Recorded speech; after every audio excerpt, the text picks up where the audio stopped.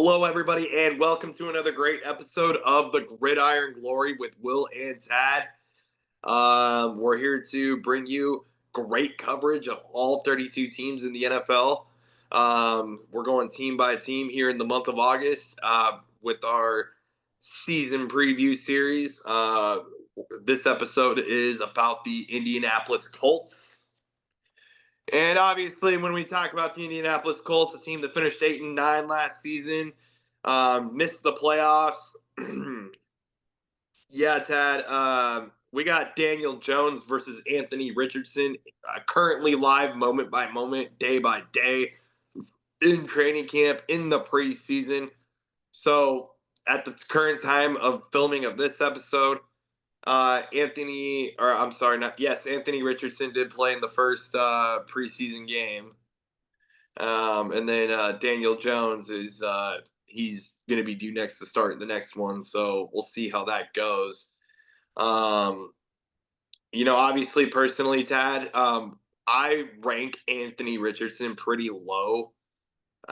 I'm not going to lie. I probably have to rank him in like the 28 to 32 range among starting quarterbacks just because, health consistency, some questionable leadership styles from time to time. And can he have flashy moments from time to time? Sure, yeah, but there's a major reason why this is a big story in training camp preseason for the Colts. A big reason, for a guy like Anthony Richardson, you see what he's done. You've seen who he is as a player. They drafted him very high a couple of years ago. They drafted him with the number 4 overall pick in 2023. And obviously you don't want to see your number 1 overall pick in a training camp battle to be the starting quarterback 3 years into his career. That is not a good outcome for the Colts. Obviously, they need to hope that he eventually wins the battle. They're going to give him every chance to do so. They need him to be successful. He is still the guy that they're hoping is the future of their franchise. And this is sort of his last chance to prove that he can be a franchise quarterback. And if it doesn't go well this year, then the rest of his career is definitely fair to call that into question. Yeah, absolutely. And let the best man win of this battle.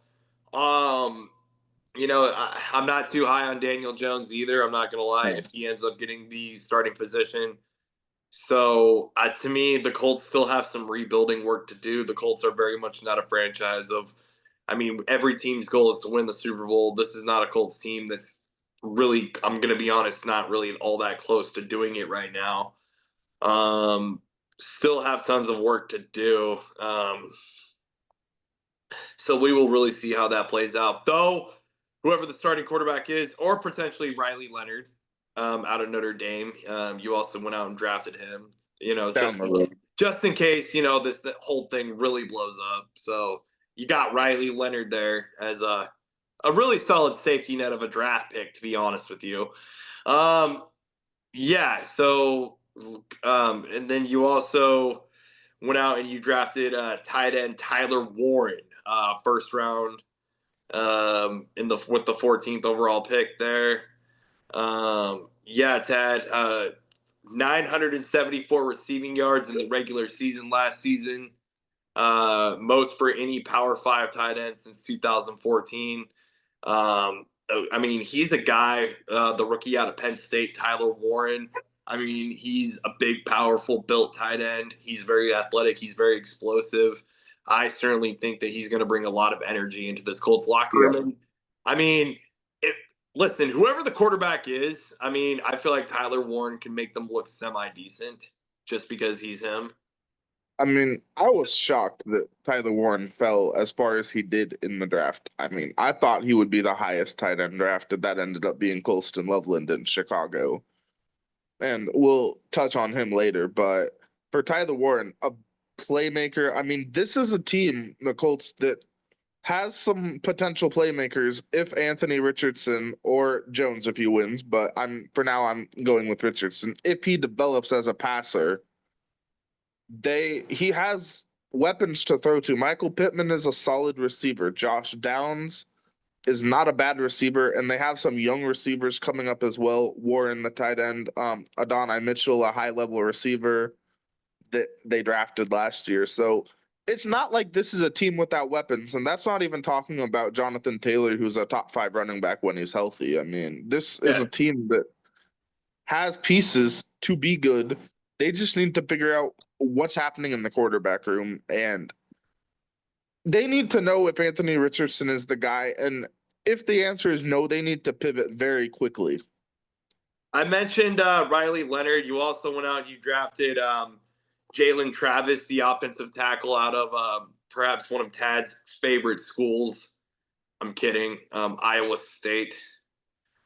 Um, yeah, so PFF does have this Colts offensive line, though it is a very solid offensive line, which is great news considering the quarterback room situation. They got him ranked fifth. You got Ryan Kelly, Will Fries. Um, yeah, so the offensive line, Yeah, that's going to be a yeah, you're big pivotal talking thing about there. guys like Ryan Kelly, Will Fries. Those are guys that left in the offseason. So that is definitely something that they're going to have to work through. Those they have some pieces. I mean, they still have Quentin Nelson. They still have Braden Smith. Those are the main returners. Bernard Ryman as well. So for me, the big question with the offensive line is how are Tanner Bortolini and Matt Goncalves, how are they going to sort of rebuild? I mean, those are second year players that are trusted in big spots. The center Bortolini, the right guard Goncalves. So can they rebuild? Can they put the offensive line into a good position? I mean, they were one of the best offensive lines last year. They lose some guys, but they still have a lot of talent, up and coming talent. And I think this is an offensive line that still can do a lot of good. They had a lot of veteran leadership last year. They will again this year, but they're going to work in some new pieces. Yeah, for sure. I was just saying Ryan Kelly and Will Fries did go to your Vikings in free agency. Yes. Yep. So they no longer with the team, but very, very great takes on the offensive line there. Shifting gears to the defense. Um, yeah, obviously, I look at the defense, Tad. No question in doubt that DeForrest Buckner, easily the best player on this defense, Tad. Um, and, probably one of the all-time leaders in sacks in the NFL right now, like currently active. Definitely on this team. So, I mean, I'm going to be really looking for DeForrest Buckner to go out there and just continue to do what he does season after season. Really get after the quarterback. Really power himself in there and do what he needs to do to get the wins that For sure. he knows that he can contribute into getting. So, Yeah, um, this is a very good front seven, especially on the D line. They have some great young pieces as well, guys like Laiatu Latu, the second yes, year player out of UCLA. I mean, he had a very exceptional rookie year. You saw him stuffing the stat sheet pretty much every week, and pretty much whenever you were watching their game, you saw him making big plays. Quiddy Pay solid, Grover Stewart solid, and they also spent a very high draft pick, their second pick of the draft, on JT Tuimoloau, the edge out of Ohio State, another high level player, the national champion in 2024 for college football. So they have a lot of good pieces here on the defensive line. I mean they really do. Yeah, let's how Buckner pay. I mean, you mentioned it. So, what do you think of bringing in Cam Bynum into the secondary? Obviously, notorious touchdown dancer. Yeah, I mean, this is a move that tells me you're hoping you're going to see a lot of celebrating on defense with a lot of turnovers. I mean, he was First off, he was a big time playmaker, but after the plays, he choreographed some impressive celebrations in Minnesota. And now the question is, can you continue to bring the plays? I mean, this is your first big contract for Cam Bynum. He priced out in Minnesota here in the Colts. So we're going to see if he can lead a secondary. Him, obviously, Trevarius Ward's a high level player. No question about that. Probably Um, fair to say he's one of the better players on the defense. you also went out and you drafted Justin Wally, the cornerback out of Minnesota, and Tim Smith, the defensive tackle out of Alabama as well. Also worth noting that, this Colts defense is going to be ran by a first-year defensive coordinator, Lou Anarumo. So he does have previous experience with the Cincinnati Bengals. um, and we know about that with the Cincinnati Bengals. Yeah, I do really quickly. I'm holding my breath massively on this guy. Mhm. So Yeah, I really quickly want to mention it is very unfortunate that their draft pick Justin Wally, he tore his ACL in the preseason. He's going to be out for the entire season. Obviously, you never want to see that, a high level player out of Minnesota, the third round pick, and now he's shelved for the entire season. Definite bummer there for the NFL. but you still do have him on your roster, and you hope that you can rehab him and develop Sure. him and get him back next season. But he's still a high level draft pick that you want to keep around. Absolutely. Yeah, Stan Steichen. I hope I said that right, Stan Steichen. I mean, yeah, he probably has. I mean, there's no way this man is sleeping peacefully at night right now. Night in and night out, he has to contemplate in that brain of his who's going to be the quarterback. So prayers for Stan Steichen there. And then, I mean, you got Brian Mason, special teams coordinator, going into his third season. So, Tad, this is still a young, developing team with just, I mean, they got so much on their shoulders. They got like just to them what feels like the weight of the world on their shoulders. And I mean, Colts fans are definitely holding their breath with a lot of things here. So, Yep. Definitely a team with more questions than answers at this point. And obviously, I mean, none bigger than who's going to be your franchise quarterback. That's the big question. And I mean, that's the big question. Touching briefly on the special teams, we have second year kicker Spencer Schrader. That's going to yep. be interesting to see. I mean, you got a younger guy there, out of the University of Notre Dame. Um, he's never been the full-time starting kicker, so this could potentially be his first opportunity to do that if he wins the kicking job. Rigoberto Sanchez, he's been around the block. He's been solid. Anthony Gold, the second year player, returning the punts and the kickoffs. And of course, the moment we've all been waiting for, Luke Rhodes is their long snapper. He's been with the team since 2016. He's seen a lot with this team out of William and Mary College, the tribe. He played linebacker there and also long snaps. So, I mean, he's had a lot of experience there.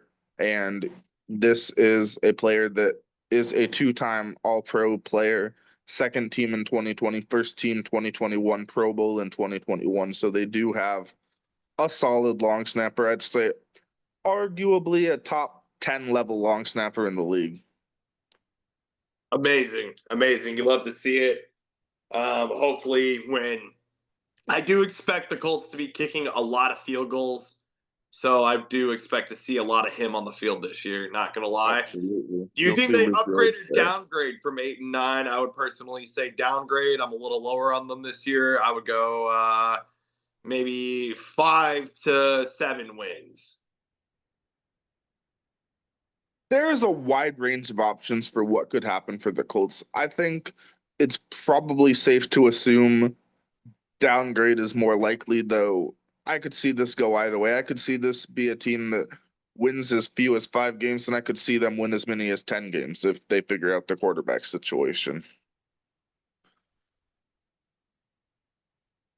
Um, well, I mean, you just kind of really hope that they pick the right guy, and then when they do pick the right guy, that guy is actually going to just be ready to step up. And because I both of these guys, we know what we've gotten out of these guys so far with their NFL careers. And Yeah. so, if one of them is called upon, can they just break through and finally be that next level quarterback that they both know that they need to be?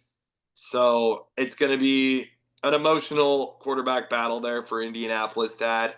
I mean, the winner of this quarterback battle will, I'm sure, they will feel very accomplished. Meanwhile, whoever ends up being the QB2, boy, that's also going to be very emotional.